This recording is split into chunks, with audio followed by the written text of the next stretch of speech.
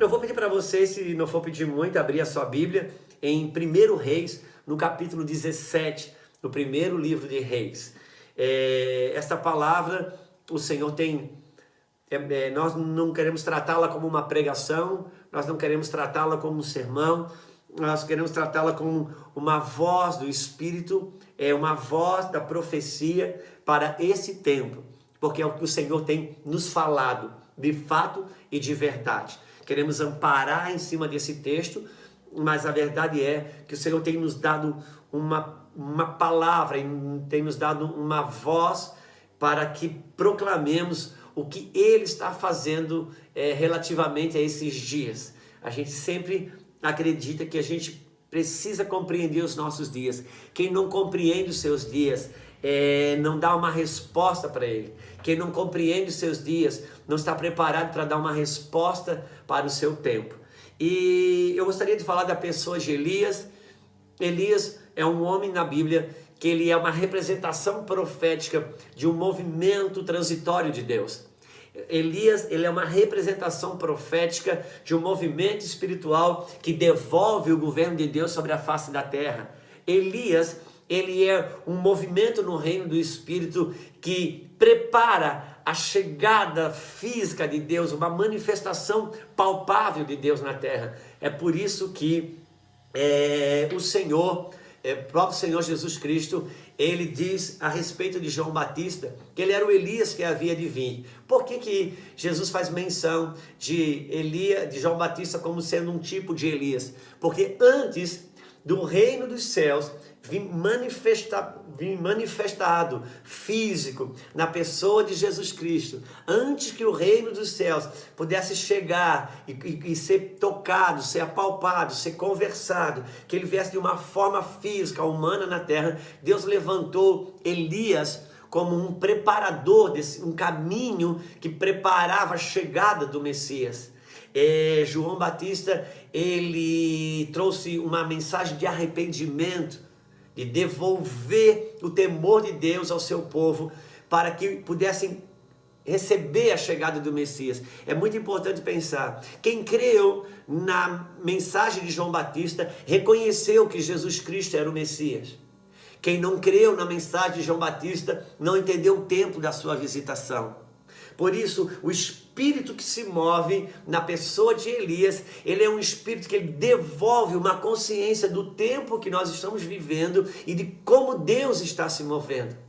É por isso que a Bíblia fala que antes do último e grande dia do Senhor, Deus vai levantar o espírito do profeta Elias e ele vai converter o coração dos pais aos filhos e dos filhos aos pais. Antes do grande e último dia do Senhor, vai haver uma grande restauração familiar. Ela vai ser palpável, ela vai ser visível. Sabe, aquele filho que se diz ateu, vai chegar em casa dizendo que é crente. Aquele filho, aquela filha que diz hoje para o pai e para a mãe que não se identifica com a sua sexualidade, vai chegar em casa resolvido, sarado, milagres extraordinários vão acontecer na família, mas a Bíblia diz que antes vai vir um movimento do profeta Elias. E como que Elias se move? Para entender como Elias se move, é só a gente lembrar que Elias foi o homem, o profeta chamado por Deus para destituir, desfazer o governo de Jezabel. Elias foi o profeta escalado por Deus para destronar o governo de Baal, personificado na pessoa de Jezabel, um espírito de controle, um espírito de intimidação, um espírito de medo que desconfigura o padrão familiar de Deus na terra. E Elias foi chamado, e como que Elias virou essa chave, virou esse jogo? Elias levantou um altar para Deus. E quando Elias levanta um altar para Deus, em detrimento do altar dos profetas de Baal, então a Bíblia diz que Deus responde com fogo sobre o altar de Elias. E aquele dia o governo de Baal cai, o governo de Deus volta e uma grande restauração começa em Israel. Só que aqui nós temos Elias exatamente numa outra mudança, numa outra chave poderosa. Está no capítulo 17 de 1 Reis. Que diz assim: então Elias o tesbita dos moradores de Gileade, disse Acabe: tão certo como vive o Senhor Deus de Israel, perante cuja face estou, nem orvalho nem chuva haverá nestes anos, segundo a minha palavra. Veio a palavra do Senhor dizendo: retira-te daqui, vai para o lado oriental, esconde-te junto à torrente de Querite, fronteira ao Jordão. Beberás da torrente, eu que ordenei aos corvos que ali mesmo te sustente. Foi, pois, e fez segundo a palavra do Senhor. Retirou-se e habitou junto à torrente de Querite, fronteira ao Jordão. Os corvos lhe traziam pela manhã pão e carne, como também pão e carne ao anoitecer, e ele bebia da torrente. Mas passado dias, um determinado tempo se findou. A terra secou, porque não havia chuva. Então lhe veio a palavra do Senhor dizendo: expõe-te, vai a Serepta, que pertence a Sidom, e demora-te ali, aonde ordenei uma viúva que te dê comida. Então ele se levantou e se foi a Serepta. Chegando à porta da cidade, estava ali uma viúva apanhando lenha. Ele a chamou e lhe disse: traze-me, peço, uma vasilha de água para eu beber. Indo ela buscá-la, ele a chamou e lhe disse: traze-me também um bocado de pão na tua mão. Porém ela respondeu: tão certo como vive o Senhor teu Deus, nada tenho cozido. Há somente um punhado de farinha numa panela e um pouco de azeite numa botija. Vês aqui, apanhei 2 cavacos e vou preparar esse resto de comida para mim e para o meu filho. Comê-lo-emos e morreremos. Elias lhe disse: não temas, vai e faze o que disseste, mas primeiro faze para mim um bolo pequeno e traze-me aqui fora. Depois farás para ti mesma e para o teu filho. Porque assim diz o Senhor, Deus de Israel: a farinha da panela não se acabará e o azeite da botija não faltará até o dia em que o Senhor fizer chover sobre a terra. Foi ela e fez segundo a palavra de Elias. Comeram ele, ela e a sua casa muitos dias. Da panela a farinha não se acabou e da botija o azeite não faltou, segundo a palavra do Senhor por intermédio de Elias. Uau! Pois bem, eu estou falando sobre essa palavra para apontar uma realidade que nós estamos vivendo nos nossos dias. É importante compreender os dias que estamos vivendo. E são dias exatamente de um movimento muito forte de intimidação, de controle, um movimento do anticristo sobre a face da terra, aonde a população mundial passa por um tipo de um experimento social, uma movimentação de controle, onde um governo maior busca decidir a vida das pessoas, trazendo medo, pânico, a fim de que elas se afastem do Deus vivo, que é um lugar de paz e segurança. Mas para nós ir um pouquinho mais para longe, mais para dentro, vamos entender que Elias deu uma ordem que não choveria debaixo da palavra de Deus. E Deus orientou ele dizendo o seguinte, versículo 3: retira-te daqui e vai para o lado oriente, esconde-te junto à torrente do Querite, fronte ao Jordão. Beberás da torrente e ordenei aos corvos que ali mesmo te sustente. Eu gostaria de chamar a atenção para isso. Deus disse para Elias estabelecer que não chovesse sobre a face da terra, e mandou Elias para um lugar, um ribeiro, um rio, muito provavelmente uma fonte de água corrente.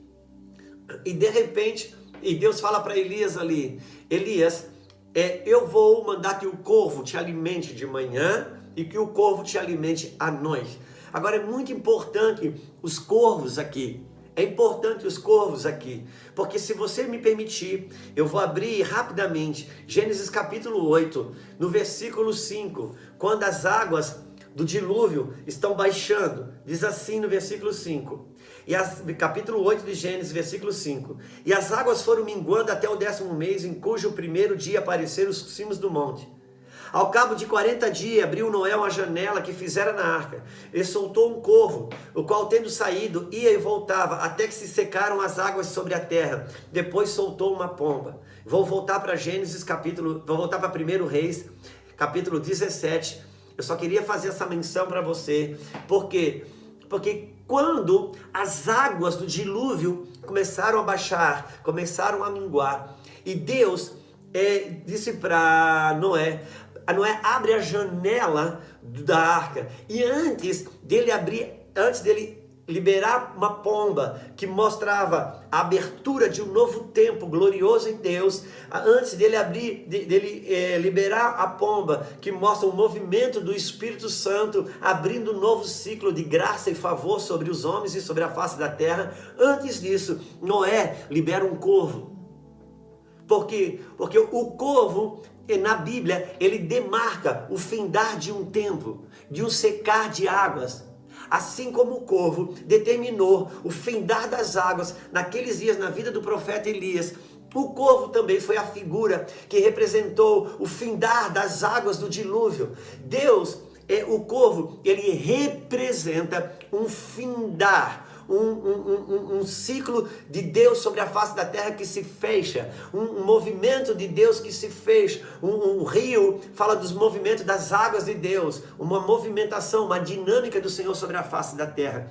E exatamente o que nós estamos vivendo, um ciclo se fechou, um tempo de uma maneira de Deus se movimentar sobre a face da terra acabou, findou. Deus está movimentando coisas novas, as expressões da glória de Deus estão mudando, se manifestando de outras formas. E se um homem, uma mulher de Deus não compreender isso, ele vai ficar no calendário velho, ele vai ficar no disco velho, ele vai se desconectar do que Deus está fazendo. E é tão interessante, porque faz uns 7, 8 dias, eu recebi no meu WhatsApp um videozinho de uma invasão de corvos no estacionamento do Walmart. Foi tão interessante porque essas palavras estavam borbulhando aqui, eu já havia ministrado ela, eu tenho falado sobre ela os últimos 30, 40 dias, porque é o que o Espírito do Senhor tem nos levado a falar. E quando uma semana atrás eu vi aquela invasão de corvos no Walmart, eu disse, uau Deus, que coisa interessante isso, porque são os sinalizadores de Deus sobre a face da terra. E nós precisamos entender que um tempo findou, uma movimentação de Deus acabou. Se os homens de Deus não compreenderem isso, se as mulheres de Deus não compreenderem isso, não vão suportar o tempo que está por vir. Pois ok, vamos lá. Então Deus diz, olha, chega, agora você sai daqui e vou te enviar para uma casa de uma mulher. Ele bate na casa de uma mulher que estava vivendo uma situação muito difícil. Estava vivendo uma situação de medo, uma situação de escassez, uma realidade muito difícil, porque a terra vivia essa realidade difícil. Elias encontra essa mulher, o profeta encontra essa mulher, e ele faz um pedido no versículo 10. Ele diz o seguinte, traze-me, peço, uma vasilha de água para eu beber. Olha que coisa interessante. Traze-me, peço, uma vasilha de água para eu beber. Indo ela buscá-la, ele a chamou e lhe disse, traze-me também um bocado de pão na sua mão. Entenda uma coisa, quando Elias pediu uma vasilha de água para aquela mulher, não seria como eu pedir uma caneca de água para você hoje.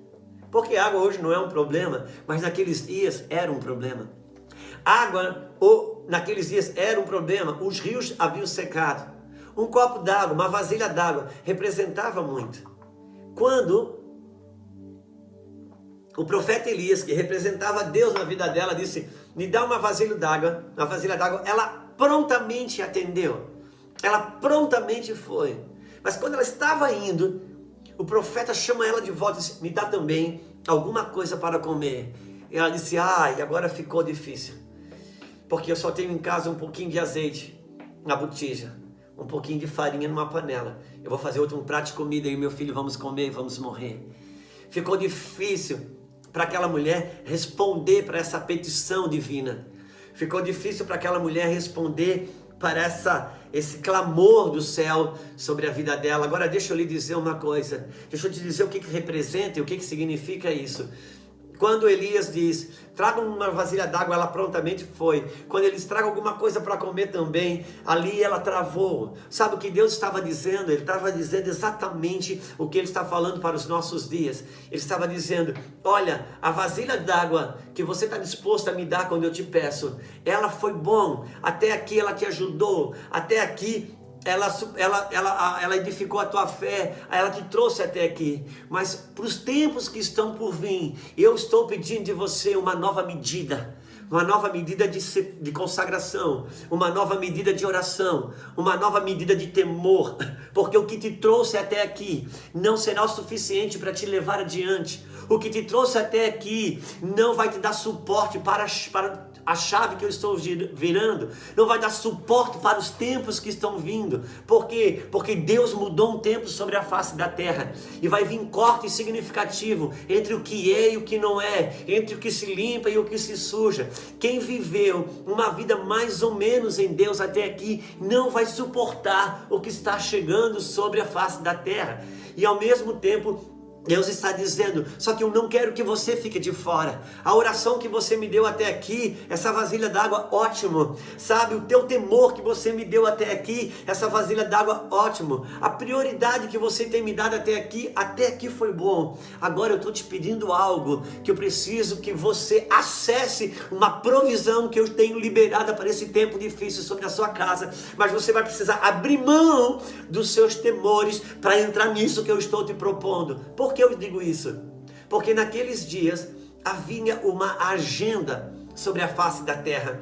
Aquela mulher estava temerosa, aquela mulher tinha pouco, e aquela mulher pensava, depois que eu comer esse prato de comida nós vamos morrer. Então qual que era a agenda daqueles dias?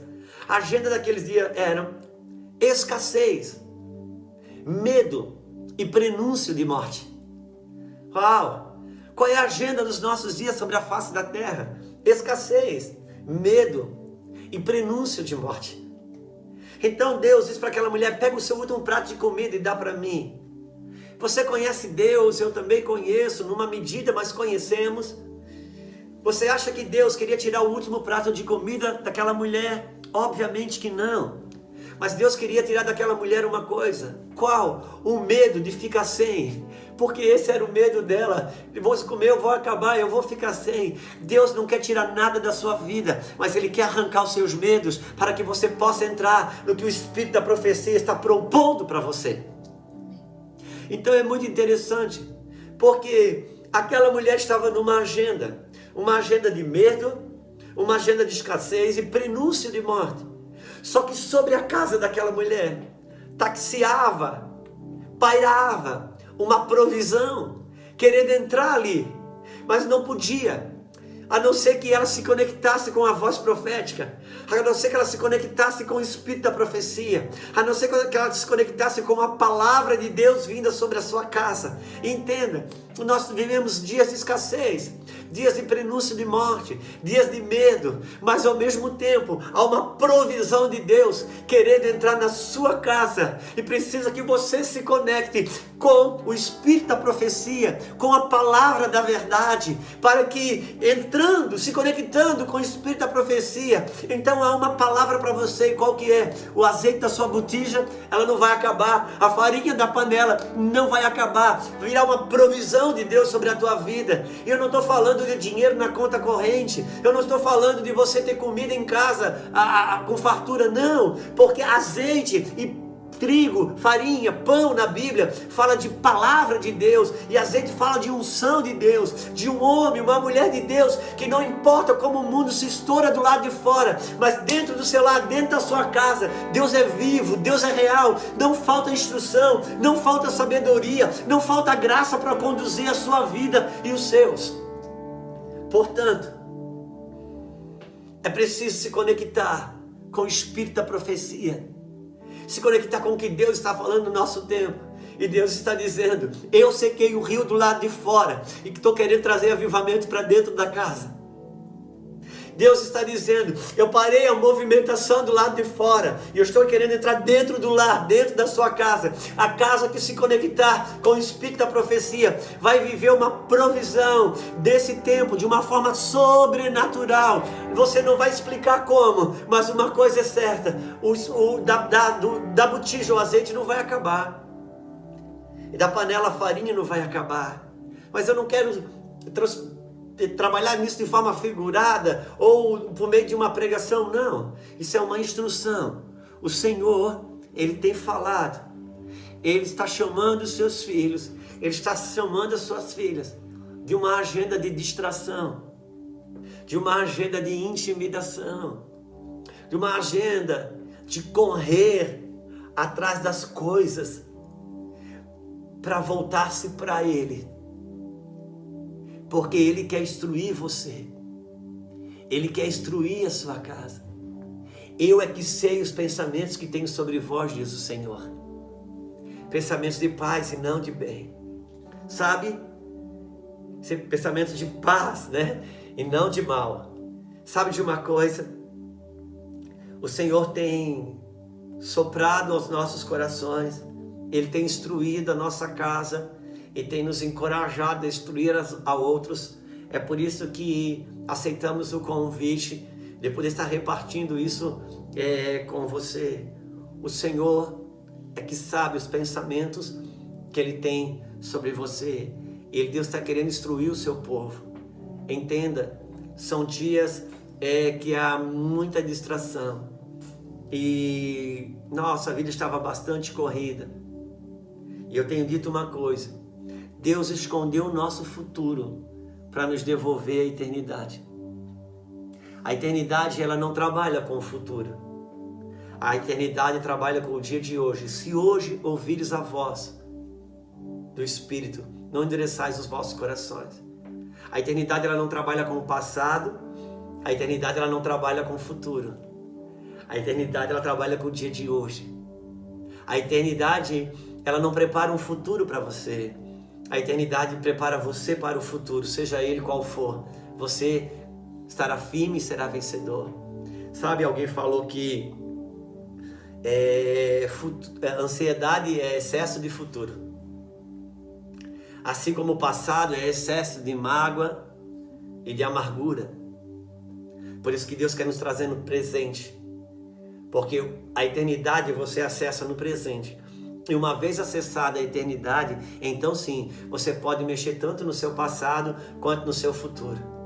E Deus nos escondeu o futuro para nos devolver a eternidade, para que os valores da eternidade voltem a reger a nossa casa, para que a certeza de um dia ter a ressurreição dos mortos seja mais valoroso para nós do que a certeza de que o nosso emprego estará garantido, de que vamos conseguir a casa que desejamos, ou vamos passar no concurso que queremos, ou seja, o que for. Os valores da eternidade vão precisar voltar a governar a nossa casa.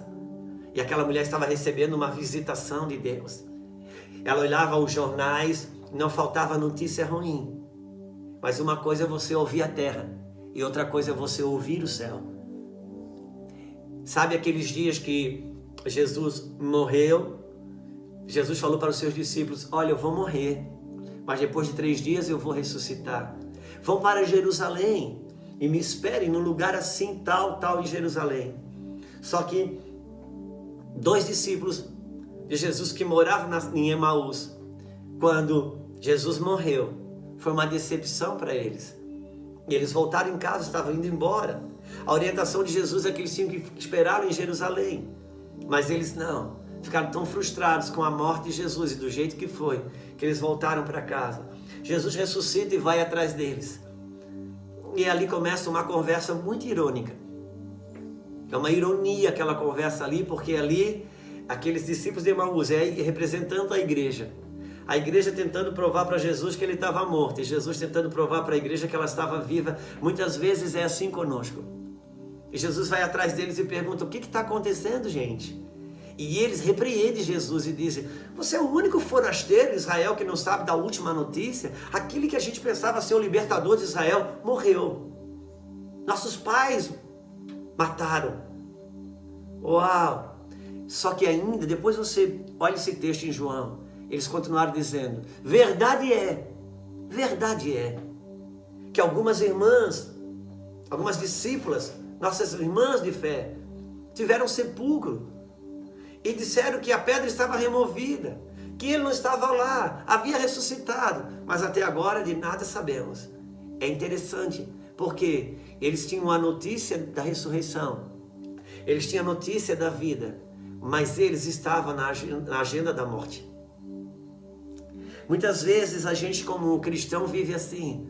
A gente tem a notícia da ressurreição, a gente tem a notícia da verdade, a gente tem a palavra da vida, tem a palavra da verdade, mas a nossa vida está na agenda da morte. Mas Jesus foi atrás deles, assim como está indo atrás de mim, de você nessa hora, dizendo, por favor, não adianta só você conhecer na Bíblia que eu sou a vida. Você precisa andar na agenda da vida. Não adianta só você olhar na Bíblia e conhecer que eu sou a tua provisão e você andar na agenda da força do seu próprio braço. É preciso que você saia da agenda da morte e venha para a agenda da vida. E Jesus olhou para eles e disse, é verdade, vocês não estão errados. Realmente, eu li no Jornal Nacional, eu assisti no Jornal Nacional. É verdade, ele realmente morreu. Essa é a última notícia da terra. Mas eu queria falar para vocês sobre a última notícia do céu. A última notícia do céu é que ele ressuscitou. Porque a última notícia do céu sempre é de vida, não de morte. E nós precisamos voltar para a palavra da profecia. É preciso voltar para a Bíblia. É preciso voltar para as verdades de Deus, para a sabedoria de Deus. Não só concordar com ela, mas andar nela. Não adianta você só acreditar. É preciso andar sobre aquilo que você acredita. Quando você ouve uma verdade de Deus e você acredita e você concorda, sabe o que acontece? A porta de uma prisão da sua vida se abre. Só que se você não andar sobre isso, não adianta. Você se torna um prisioneiro de uma prisão com porta aberta. Porque não adianta acreditar só e concordar. É preciso andar sobre a palavra. Aquele que permanecer na minha palavra será verdadeiramente meu discípulo. E conhecereis a verdade, e a verdade vos libertará. A liberdade, ela é um produto da permanência. E eu não quero gastar mais tanto tempo. Eu quero dizer para você algo. Nós estamos vivendo dias que um ciclo de Deus se fechou na terra. Esse cristianismo convencional que nos trouxe até aqui, ele não vai suportar o tempo do fim. Tem uma agenda de Deus se movendo e tem uma agenda do anticristo se movendo. Sabe? Veio uma voz do governo dizendo, fique em casa, se tranque em casa. Veio uma voz de Deus também dizendo, uma voz do céu também dizendo, fique em casa. E eu tenho dito isso para as pessoas que eu caminho aqui. Quem tem ouvido a voz do governo dizendo, fique em casa, tem se conectado com uma provisão que tem para entretenimento. Mas quem tem ouvido a voz de Deus dizendo, fique em casa, está acessando uma provisão de Deus para arrependimento. E agora aquela mulher disse, olha, eu só vou fazer o último pedaço, é um bolo pequeno. E Elias disse assim, faz esse bolo e dá para mim. Pega um pouquinho que você tem da sua vida e entrega para mim 100%. Sabe por quê, meus amados? O bolo da igreja estava muito grande, enfeitado e divertido muita gente. Mas agora o bolo pequeno vai voltar a fazer sentido. O bolo da oração na mesa, simples, vai voltar a ter sentido. O bolo de levar um filho até no quarto e orar com ele antes de dormir e contar uma história bíblica vai voltar a ter sentido. O bolo de uma família sentar à mesa e ter uma refeição juntos vai voltar a ter sentido. Perceber a necessidade de quem está no nosso lado vai voltar a ter sentido. O bolo da igreja estava muito grande, muito enfeitado, com muito entretenimento. E agora o Senhor está dizendo, não, eu quero que faça sentido as coisas simples da fé, genuína e verdadeira. E Deus está nos chamando. E eu quero declarar no nome do Senhor Jesus, que essa unção, que essa graça, que já está sobre vocês, ó comunidade de resgate, ó igreja resgate, que ela possa superabundar, que haja um tempo que homens não sejam meros frequentadores de igreja, mas que assumam o sacerdócio da sua casa. Que mulheres da vida moderna não permitam que a modernidade lhe roube a eternidade. Que a mulher moderna volte a dar lugar para a mulher virtuosa. Saiba de uma coisa. Na Bíblia Sagrada, no pão do arrependimento, no pão os asmos de Cristo, no bolo simples do Evangelho verdadeiro, uma mulher ela não edifica uma carreira ou um ministério. Uma mulher sábia, na Bíblia, ela edifica um lar. E depois de um lar edificado, ela pode ter o maior dos ministérios. E depois de um lar edificado, ela pode ter a maior da carreira. Mas antes, é preciso que a fundamentação bíblica venha reger nossa vida e nossos lares. Ouça, está chegando um tempo sobre a face da terra, aonde verdadeiramente o que se limpa, limpar-se-á mais. E o que se suja, se sujará mais. Agora, deixa eu lhe falar uma coisa, muito mal interpretada nesses textos. Quando a Bíblia diz que o que se limpa, se limpará mais, e o que se sujará mais, a Bíblia está falando da igreja, não está falando do ímpio. Está falando da igreja. Aquele que tem a vida da sua agenda, da sua própria vida, que conduz a sua própria vida, no seu braço, na sua força, que Deus é só uma pessoa que a gente bate na porta para dizer: Deus, vem aqui embaixo resolver meus problemas. Enquanto que Deus está dizendo: vem você aqui em cima que os problemas já estão resolvidos. Esses não vão subsistir. Deus está chamando o seu povo. Por isso que eu gostaria de ler rapidamente uma palavra que veio à minha mente. Apocalipse número 3, você nem precisa abrir. Apocalipse 3, versículo 20, que diz: eis que estou à porta e bato. Se alguém ouvir a minha voz e abrir a porta, entrarei em sua casa e cearei com ele e ele comigo. O Senhor está batendo a porta da nossa casa. Deus parou uma movimentação do lado de fora, porque Ele quer começar um avivamento a partir dos lares. Lares restaurados, lares edificados, lares que têm um altar para Deus, onde Deus governa. Em nome do Senhor Jesus. E se você voltar para o texto, 1 Reis capítulo 17, e agora eu vou encerrar aqui. 1 Reis 17, nós lemos até o versículo... Lemos até o versículo 16. Versículo 17 diz assim: depois disso adoeceu o filho da mulher, da dona da casa, e a sua doença se agravou, tanto que ela morreu. Então disse ela a Elias: que fiz eu ao homem de Deus? Viesse a mim para trazeres à memória a minha iniquidade e matares meu filho? E ele disse: dá-me teu filho. Tomou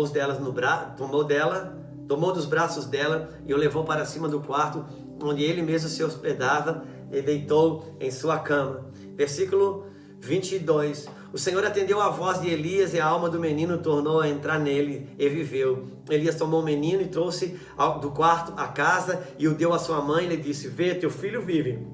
Então a mulher disse a Elias: nisto conheço agora que tu és homem de Deus, e que a palavra do Senhor na tua boca é verdade. Entenda.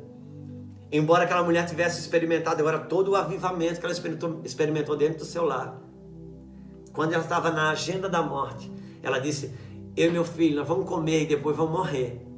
E por causa dessas palavras proferidas, o filho dela realmente morreu. Mas porque ela se conectou com a agenda da vida, ela se conectou com o espírito da profecia, ela abriu mão da agenda da morte para andar na agenda de Deus.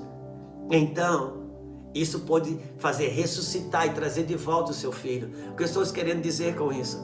Quando nos conectamos com a agenda de Deus, Deus começa a ressuscitar muitas coisas que nós mesmos morremos, nós mesmos matamos com a nossa própria boca. Nós mesmos, debaixo do medo, da incredulidade, da desconfiança, da falta do devido temor e reverência. Muitas coisas nós proferimos, muitas coisas nós liberamos, e que deram legalidade a espíritos malignos para intervir de forma negativa na nossa vida. Mas quando você volta à agenda de Deus, Deus começa a trazer ressurreição sobre aquilo que nós mesmos matamos na agenda da morte.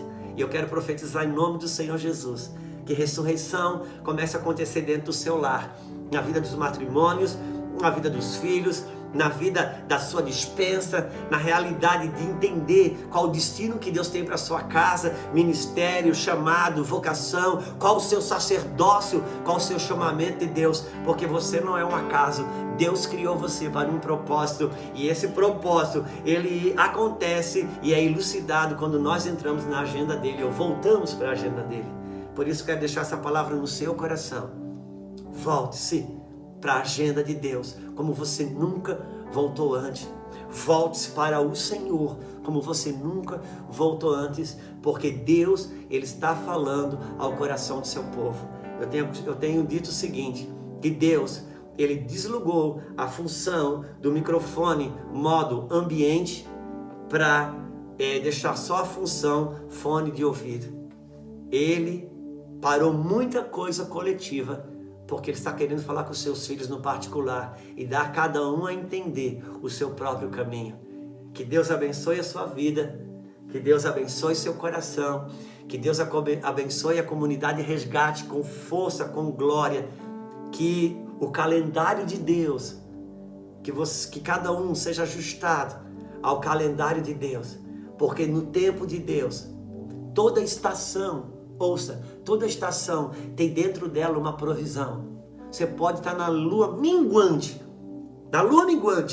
tem um tipo de isca que se você jogar na água tem peixe. Na lua minguante, a menor das luas, o próprio nome diz, minguante, tem um tipo de semente que se você jogar na terra, ela te dá a provisão. Porque toda estação tem dentro dela escondida uma provisão. A gente só não colhe o que pode colher quando não compreende a estação que está vivendo. Por isso, eu quero declarar no nome do Senhor Jesus, sua agenda, seu calendário, seu relógio, seu tempo, vindo a se alinhar com o tempo de Deus, com a estação de Deus, com o relógio de Deus, para que as provisões de Deus se acheguem à sua casa e também à minha. Querido pastor Fernando, querida pastora Carla, Deus abençoe sua vida, seu coração nesse ministério, que o Senhor abençoe e confirme cada dia mais. Em nome do Senhor Jesus, amém e amém.